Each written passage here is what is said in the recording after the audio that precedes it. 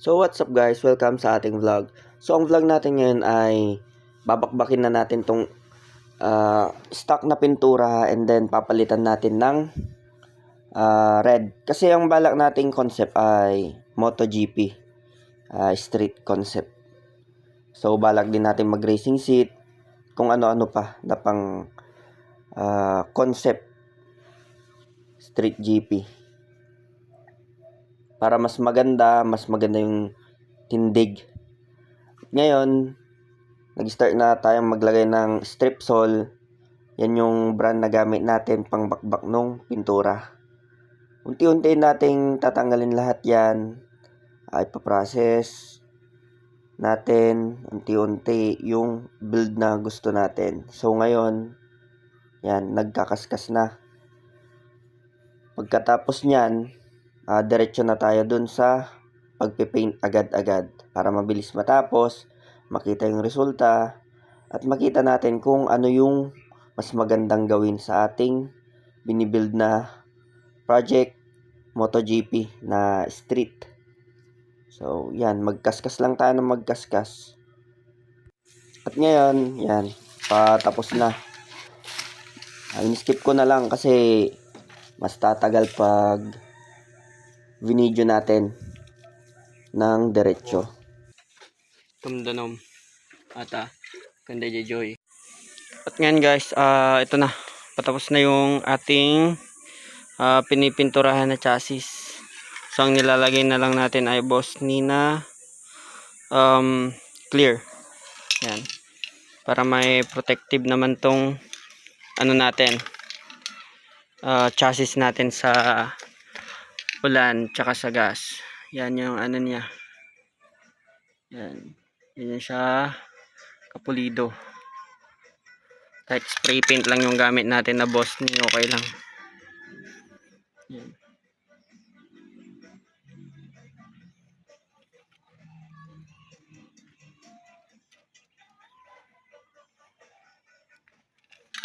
Yan. Para kumintab. At yan na yung ating chassis. Kinuha ko na, nilagay ko na dito sa terrace, and then yung makina kakabit ko na rin para makita natin kung ano ba yung magiging resulta ng project build bike natin. So sa mga hindi pa nakakalam, itong bike na to galing to sa na disgrasya to. Binili natin sa pinsan natin. Yun, nag-start na buuin natin to. Dito yung mga pyesa, yung sa may yung sinabi ko kaninang hinugasan ko, yan, pinupunasan ko yung may mga parang ganito. Pinupunasan ko para maging malinis. So i-naked bike muna natin siya for the meantime, and then yung mga pyesa na bibilihin natin sa susunod na lang yun, kasi ang talagang kailangan para makatayo to is yung T-post. So ang magiging neto, bibili ako ng dalawang T-post ng pang PCX and then pang Honda Click. Kasi balak kong i-convert as PCX mags. So lalagyan natin siya ng DNA ng PCX. So abang-abang lang para makita nyo kung anong magiging resulta nitong project build bike natin. At yan na, ilalagay ko na muna yung axle. Nakaready na rin yung tornilyo nung rear shock.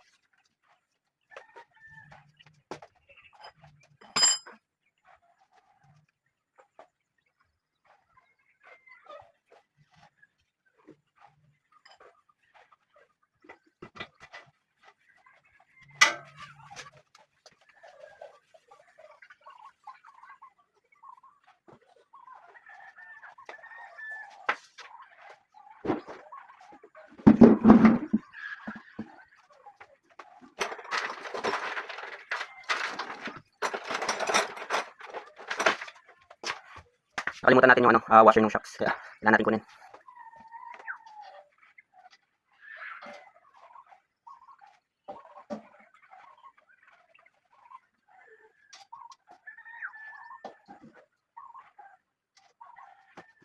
lagyan natin itong dalawang screw.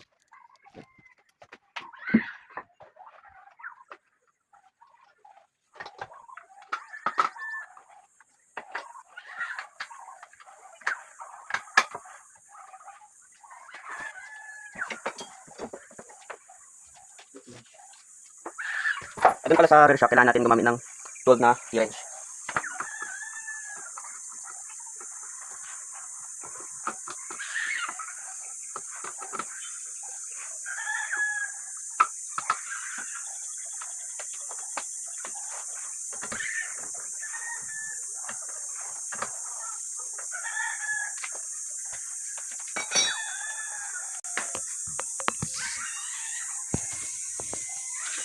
At ganyan yung magiging itsura niya. Although hindi pa naman tapos, ito pa lang yung start natin. Pero nasa right track tayo ng binibuild nating bike. Yan. Yung healing process nito, maraming nagtataka bakit ko kinabit kaagad, kakapintura lang.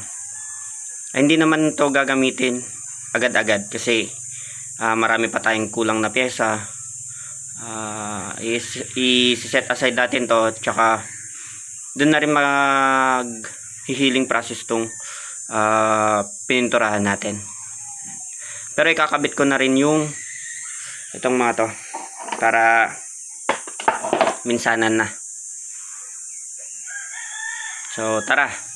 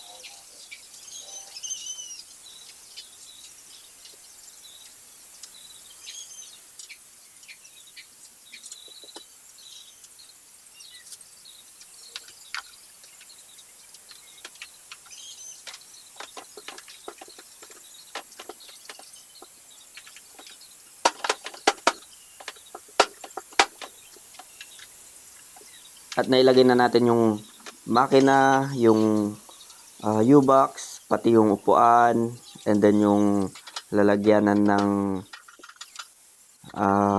gas tank. Yan, okay na lahat yan.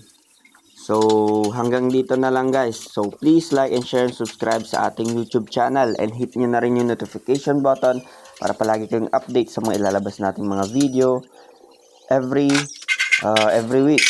So yun, thank you.